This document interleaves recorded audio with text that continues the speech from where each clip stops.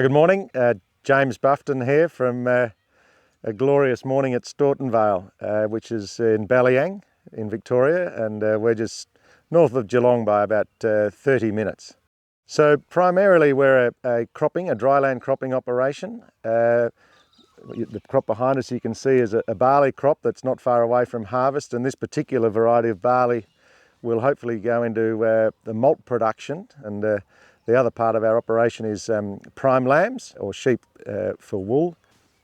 The district of Ballyang, which it's known in farming circles and also meteorological circles as being a rain shadow, and clearly a rain shadow is somewhere where the rain doesn't fall as much or as often.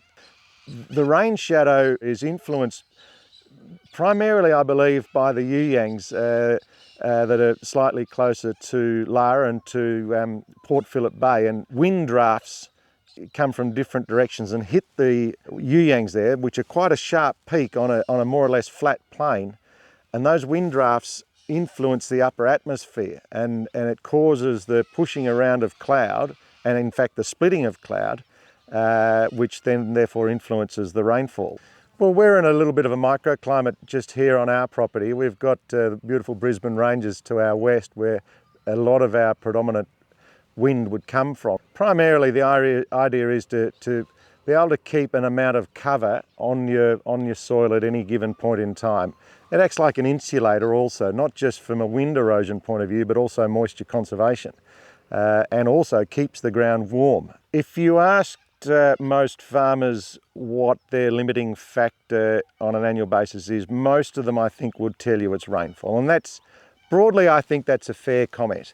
I'd suggest to you that the management of rainfall received is the issue for me. In any given year, we'll receive X amount of millimetres of rain. Now, if it falls onto bare soil, two things will happen. The possibility that it won't infiltrate into the soil and be stored, and because that hasn't happened, the evaporation rates are so much higher. So I sort of view it that we need to capture and store as much moisture as we can, so that every drop that falls on the soil goes into the soil and into the subsoil, and it's covered by a mat of plant growth, and that moisture is captured for use at a later time in the year. But at the end of the day, every farmer does something different, and that's probably one of the things I enjoy most about farming. There's no recipe that works every year. No year is the same, but in farming you need to take a very long-term view. And so what I might decide to do today may and probably will have an effect in years to come. So you have to be very careful with your decision making, because without a sustainable plant production program, you haven't got a sustainable business.